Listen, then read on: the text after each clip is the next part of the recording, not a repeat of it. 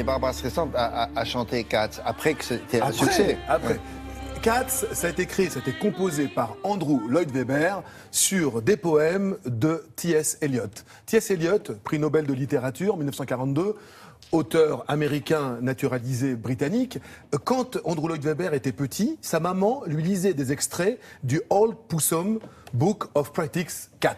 Ce sont des poèmes où l'auteur s'était amusé avec un procédé cher à La Fontaine à personnaliser les chats. En fait, vous aviez le chat gourmand, le chat bien installé, le chat... Et en fait, c'était des poèmes qu'on lisait aux enfants. Et Andrew Lloyd Webber, devenu adulte, s'est mis en tête de mettre en musique ces poèmes-là. On lui a dit, t'es un fou furieux, avec ça, tu ne feras jamais rien.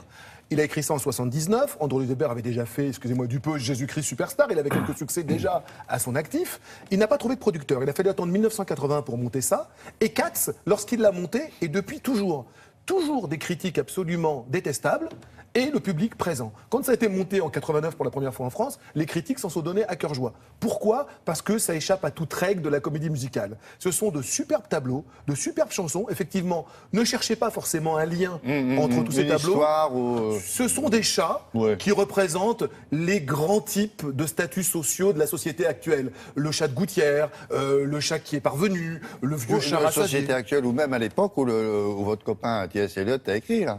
C'est-à-dire après-guerre, puisqu'il était... Non, voilà. il a écrit en 1939, il a été prix Nobel après-guerre. Comment ça s'appelait en anglais déjà ? Alors, je vous le redis avec l'accent de l'Université de Tunis, Old Possum Book of Practical Cats. Hein, voilà. Alors, il n'a pas eu son diplôme, hein, non, je vous le dis tout de suite. J'ai passé l'oral quand même. C'est formidable. On y va tout de suite à Mogador, c'est parti.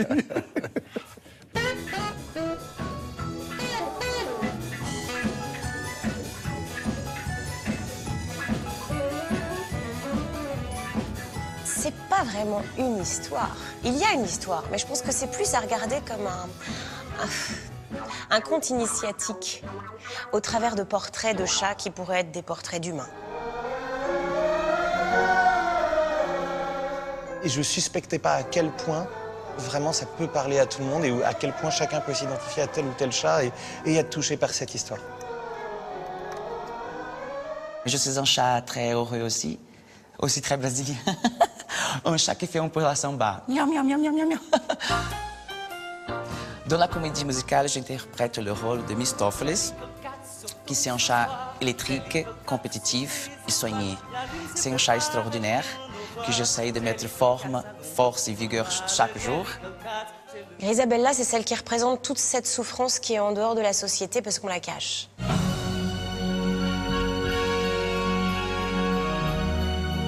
Pour moi, la base de toute bonne adaptation, c'est de comprendre ce que l'auteur a voulu dire dans son texte. Et ça ne passe pas que par les mots, ça passe surtout par l'essence du message qui est porté. Et typiquement, Memory. À chaque fois que j'ai dû aborder cette chanson, je pense que j'étais dans le même état que Grisabella. C'est-à-dire que je me disais à chaque fois, je vais mourir et j'y arriverai jamais. La version de Barbra Streisand qu'on connaît tous est une version radio. Donc elle n'est pas dans cette douleur-là. La version de Grisabelle, avant de chanter cette fameuse note que tout le monde attend, elle s'effondre au sol et normalement, elle ne devrait plus jamais se relever.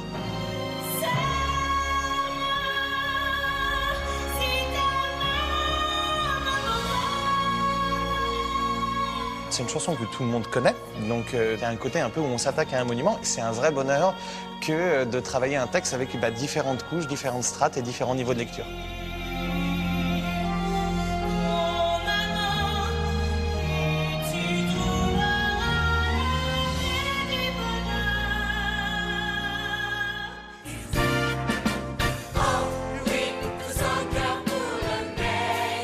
J'ai eu la chance d'avoir Béjart comme maître. Toute la richesse qu'il m'a donnée, qu'il m'a formée artistiquement, aujourd'hui, je suis en train de mettre en œuvre. Parce qu'ici, tu dois être multiple. Danser, interpréter, savoir gérer toutes les émotions, être un groupe, être soudé, tu sais. C'était la base qu'il m'a donnée. Et je suis aujourd'hui content, fier, parce que c'est à cause de ça que peut-être je suis là aussi. Le vrai atout d'avoir une version française, c'est que du coup, on enlève la barrière de la langue pour être directement confronté à ça. Et je pense que ça, c'est ce qui fait la magie du spectacle tous les soirs.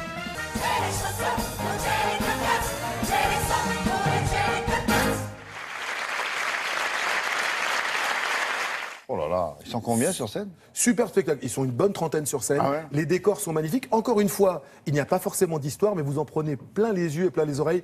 Prisca Desmarais, retenez son nom. Elle Celle joue qui le vient de rôle. chanter la Voilà, qui Mémoire. reprend chanter derrière Barbara Streisand. Faut y aller. Les adaptations françaises sont rudement bien réussies. Ils chantent tous en français? Ils chantent tous en français. Adaptation de Nicolas Nobo et Ludovic Alexandre Vidal. Et c'est bien fait. Prisca Desmarais, je vous assure, c'est pas ma cousine. Je la connais pas. J'ai pas son portable, mais elle a vraiment un gros talent. Tu vas bientôt avoir Vous son le portable. voulez? Non mais je vous si je l'ai, je vous le donne. Non, mais je sens que vous voulez écrire pour elle. Elle chante Non, vraiment Prisca, parce sublimement que bien. lui, il écrit des textes, donc pensez à lui aussi. Voilà. Ben, lui, par contre, je peux vous donner son téléphone. Voilà, merci beaucoup.